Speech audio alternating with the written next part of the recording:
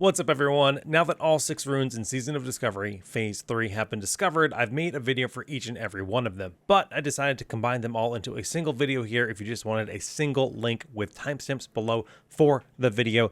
As always, please do like and subscribe if this video helped you out. Good luck, have fun, and happy hunting.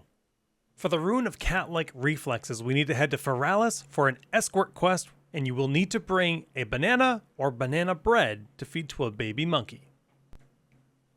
Before you head to Feralis, you need to make sure you have one of 2 items in your inventory in order to complete this quest. Either the soft banana bread item, which is sold from several food vendors throughout the game, and the Tell a Beam banana. Either of these items can be used to start the escort. Once you have either your banana or your banana bread, you need to head to the Feral Scar Vale in Feralis. This is a cave filled with Yetis located at 5355. Enter the cave, head to the upper level in the back, so just go straight through, and you're looking for a Gordok infant. I'll take this moment to actually just mention the fact that I did this with 4 other hunters. You can do this as a group, but every single hunter does need to have the food in order to complete this quest. We kind of figured this out live, like soon after this rune was discovered, but every single player must have the food in order to get credit.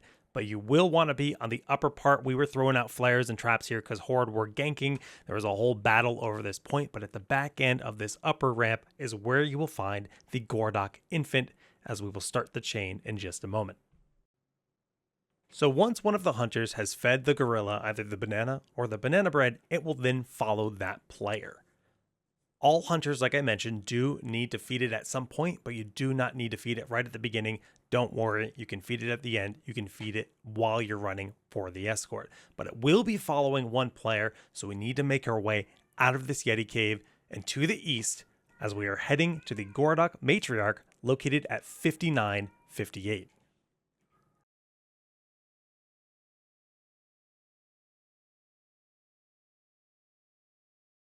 Once you exit the cave, head to the left, continuing to kill everything in your path. Go over this hill, riding the ridge as you go. Drop down here. And then we just need to wrap around this hill.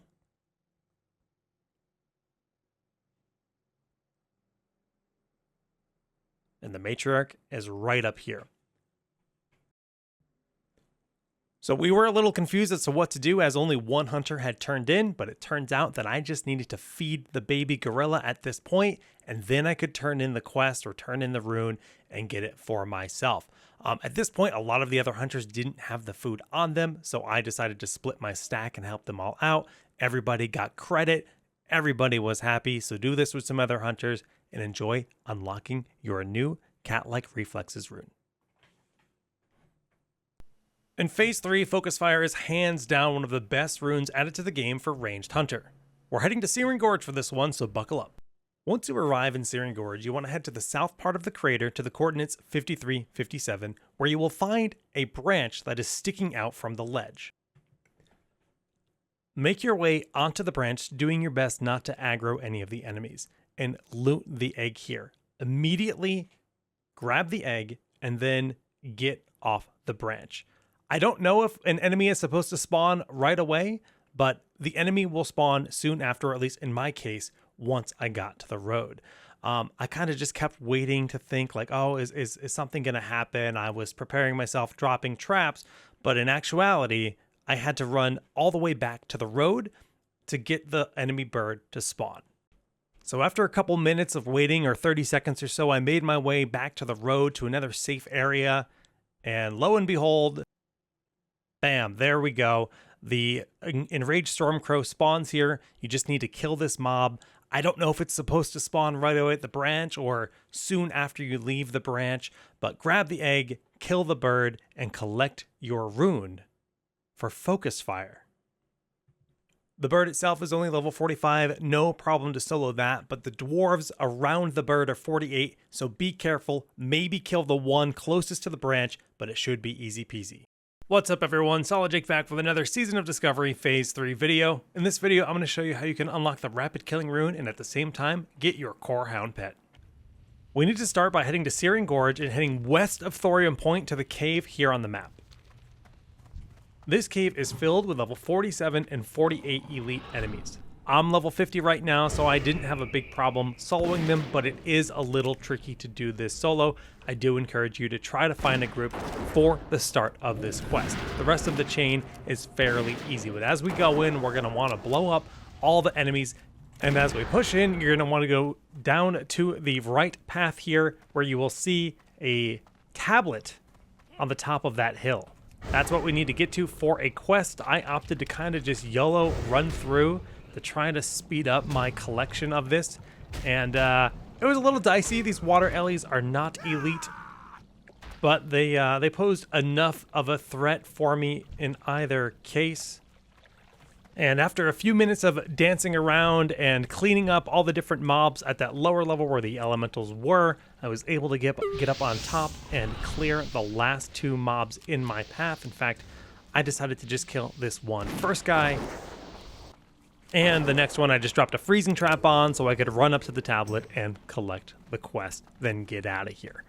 So you want to grab the Burning Beast quest. This is going to be the start of the chain for both our new rune and our Core Hound pet. But I'm going to hearth out and move on to the next part. So next up, we need to head to the Blasted Lands to these coordinates at 5114. This is a common spot with other quests. The Blood Elf has the turn-in for our previous quest, and the next part called Chains of the Beast. You need to go ahead and accept that Chains of the Beast quest, and now we're being tasked with collecting 5 chains to bring them back to this guy. Fortunately, we don't have to go very far. We want to head down to the southeast corner of the map where the Shadow Sworn enemies are. They're around level 52, 53, so no big deal if you're already a level 50 player, which you should be for this quest anyways. Kill them. The drop rate was pretty good for me, about 50% drop rate in my chance. So get your 5 chains by slaying these enemies and then make your way back up to the Blood Elf. Once you've got your 5 chains, head back to the Blood Elf, talk to him, turn your quest in, and accept the next quest, Brought to Heal. Luckily, we don't have to travel too far for this one, as we're heading down to just where the Dreadmaw Ogres are, as the Core Hound patrols throughout this whole area. We're going to look to kill him here, so just standard tank and spank. He's not super crazy, not a super high level enemy. He is level 50, but like I said earlier, you should be level 50 to do this. But you'll notice here that I got a little cocky. My pet doesn't have growl or anything. This is a raid pet. I came in here super unprepared in that regard, and this guy does actually hit pretty hard. As I was just about to kill him, you need to get him down to 1 HP. He will not die. Then you need to cast the lasso. Wasn't fully prepared for that, so I took a ton of damage here. Then I finally start channeling my lasso. 36 HP, get the kill, and that's that for the Core Hound. After that here, you just need to loot the Fell Lifeblood off the Core Hound, and we're going to bring this back to the Blood Elf once again. So now we're almost done. You want to turn in your Fell Lifeblood to get credit for the quest. And at this point, they're going to give us a Nether Inferno Lasso, but we've actually unlocked our rune. This is going to be Rune of Rapid Killing unlocked. But with our rune unlocked, that's great. We also got that Inferno Lasso, and we want to put it to use by taming a Core Hound. So make sure you put your pet in a stable and then go and aggro the Core Hound and start your fight.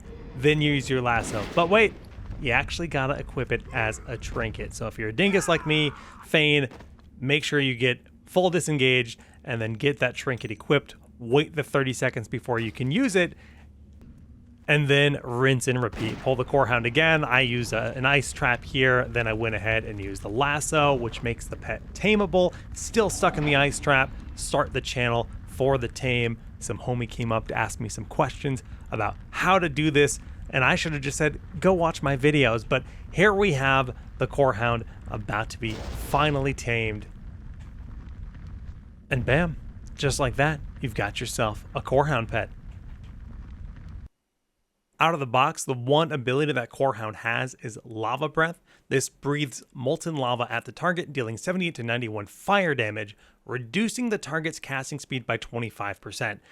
This is certainly going to be cool. It's going to be interesting. I don't know if the Core Hound is actually going to be good.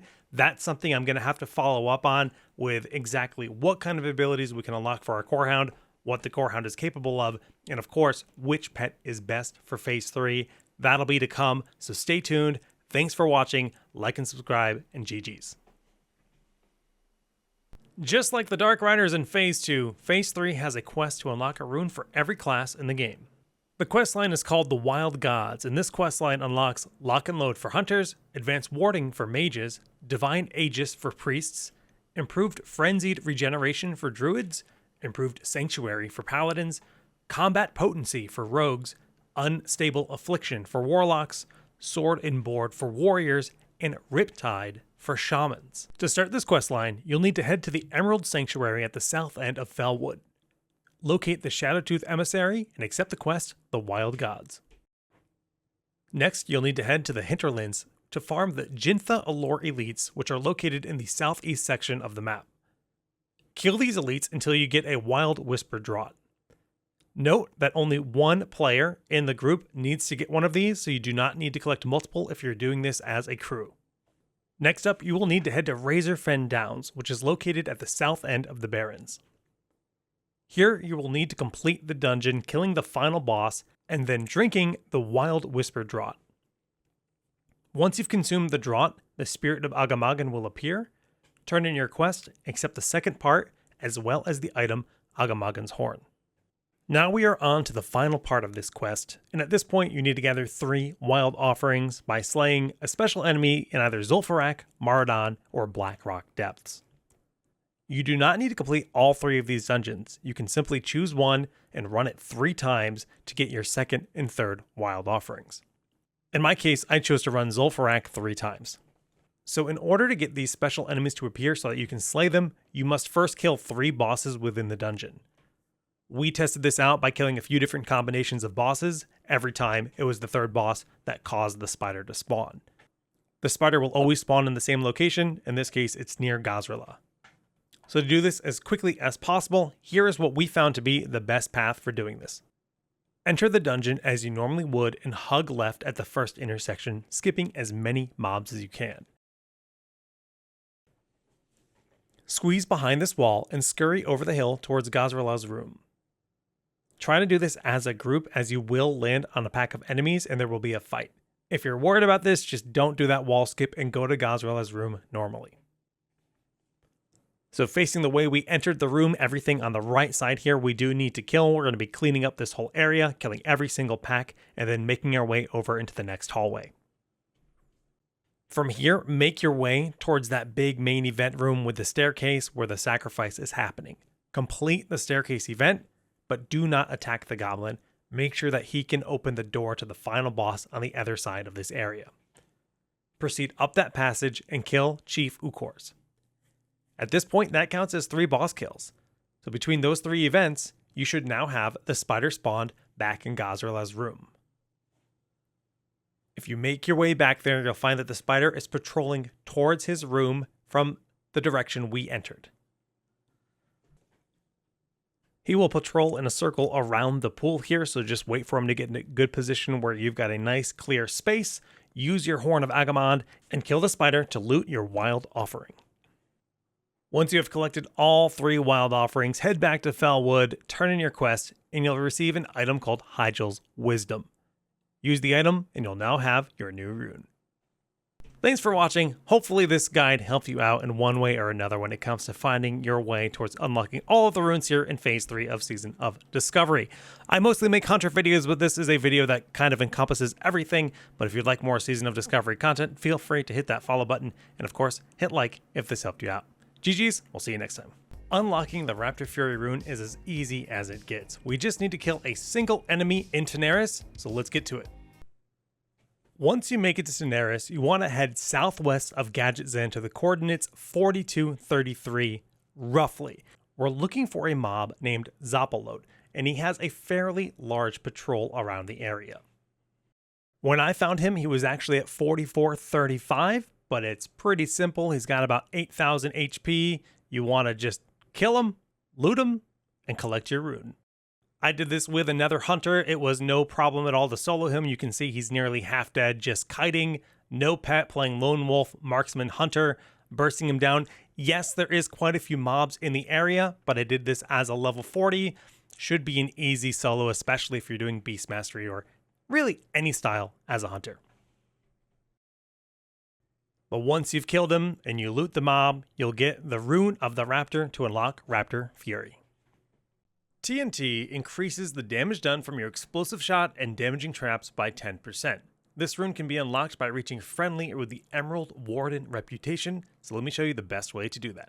Nightmare Incursions have already proven to be one of the best ways to level up since the launch of Season Discovery Phase 3. Not only do you get incredible amounts of EXP, but you also earn reputation with the Emerald Wardens.